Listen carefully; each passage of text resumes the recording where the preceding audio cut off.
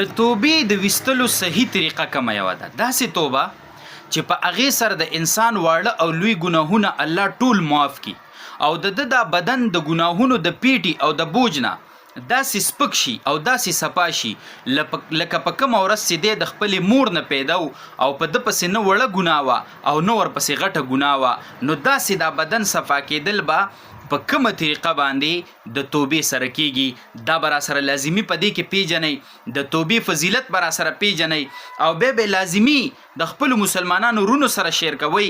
که چاته هم الله په دغه طریقه د توبې توفیق ورکي نو موږ او تاسو به د هغه سره په اجر کې شریک یو.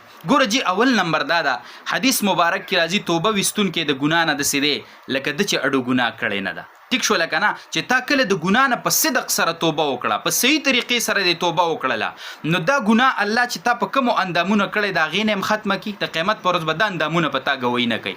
په کومه ځمکه چې دې کړې ده د هغه ځمکې نه هم میټاو کړي، د فرشتو په رجسټرو کې درج ده د فرشتو د رجسټرو نه هم میټاو کړي، او په کومه زمانه وخت کې چې دې کړې د شپه ورځ نو د هغې نه هم الله ریکارډ ختم کړي. نو دا ګناه ستا مکمل څه ده؟ وړه ګناه ده او که غټه ګناه ده دا الله جل شانو ختمه کی. او بل قرآن کې راځي ان الله يحب التوابین، الله په کوئی کم خلق چې توبه ماته وباسي د هغه خلکو سره محبت کوم.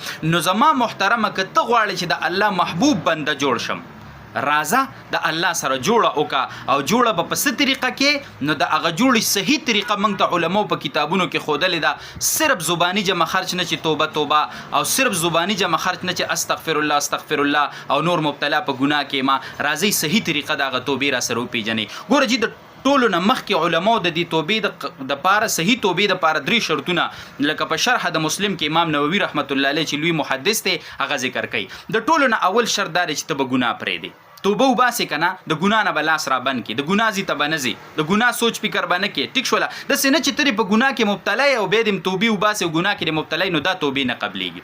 چغلخوري د درکې، دروغ دې درکې، په زنا کې مبتلا یې، په حرامو کې مبتلا یې، په نورو نومې قسمه ګناه کې مبتلا یې، ول د ګناه نه ځان رامنې که. ټیک شوله؟ یو شرط خدا شو چې ګناه به پرېږدې، داسې نه چې په ګناه کې لګې او توبې وباسې. اوس که دا ګناه داسې وه چې دا په څه عمل کولو سره ختمېده نو هغه عمل به کې، لکه فرض منځونه په یو سړي پاتې دی او دی قضا نه راګرځي او توبې وباسي، نو فرض منځ د په توبه نه ماف کېږي، دا قضا به راګرځي. فرضي روجې په یو انسان پاتې دی او دی وایي چې زه توبه وباسم دا دې ماته ماف شي، نو دا په توبې سره نه ماف کېږي، دا فرضي روجې به ته څه کېږي؟ دا به راګرځي.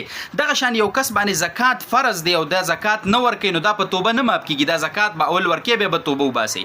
حج په یو سړي باندې فرض دی او دی حج له نه ځي او توبې وباسي او دی وایي چې زما دې ګناه ماف شي، نه، حدیث کې راځي چې کم سړي باندې حج فرض دی او دا حج نه کوي، نو د خوښه ده که یهودي مري او که نصراني مري، یعنې داسې خطرناک مرګ دله راتلی شي، داسې خطرناک مرګ ول راتلی شي، نو ته دا په توبې سره نه ماف کېږي. جي ته به څه کې؟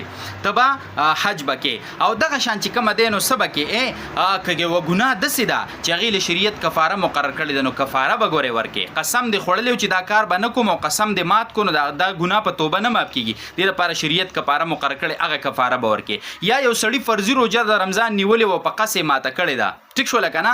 نو د دې دپاره شریعت څه کفاره مقرر کړې چې 2 میاشتې پرله پسې روجې به نیسي، دا په توبه باندې نه معاف کېږي. نو اولنی شرط دا شو جي ښه. او دویم شرط دا شو چې کومه ګناه دې کړې ده که نه، سخت به پې خپېمانه شي، د زړه نه به خپېمانه شي. چې کله الله ته دعا کوي او توبه وباسي، نو حدیث کې راځي چې وجاړه الله ته، که جړه نه درځي که نه، په قصد د جړه انداز جوړ کا، په قصد څه شه د جړه انداز جوړ کا، د عاجزۍ انداز جوړ کا. نو دویمه شرط دا دی چې سخت به خپېمانه شي په خپله کړي ګناه باندې. ټیک شوله؟ او دریم شرط دا شو چې عزم جازم به وکړي، پر روان وخت کې به کلک عزم وکړي چې زه به بیا ګناه ته چرې هم نه نږدې کېږم، داسې کلک عزم به وکړي، پخته اراده به وکړي. نو دا دریم نمبر شرط شو. ټیک شوله که نه؟ نو او څلورم شرط پکې یو عالمان دا ښیي کړي دي ګناه تعلق د انسان سره و، لکه چا حق دی خوړلی و هغه در باندې پوري و، نو اول خو داسې وکړه چې هغه خپل حق ورکړه، او که حق نه ورکړي نو د هغه نه بیا معافي وغواړه چې معافي درته کي. نو ګورې دا څلورم شرط پکې شته کړه چې حق در باندې پوري و، نو دا هم په توبه باندې نه معاف کېږي. نو اوس د توبې طریقه دا شوه چې 2 رکعاته صلات توبه به وکړي، چې هر ټیم یې کړه تهجدو ټیم ډېر به بهتري، او بیا به په دې طریقه باندې څه توبه وباسي، الله ته به وجاړي او سخت به په خپلو اعمالو پښیمانه شو. دا 3 واړه 4 واړه شرطونه به په خپله توبه کې موجود کړي. ټیک شوله؟ او دا د طریقه چې کوم تفصیل ما وکړو په دې به عمل وکړي، تا ته به الله پاک د ګناه نه نجات نصیب کړي او په صحیح طریقه توبه به دې قبوله کړي. وصلی الله علی النبي.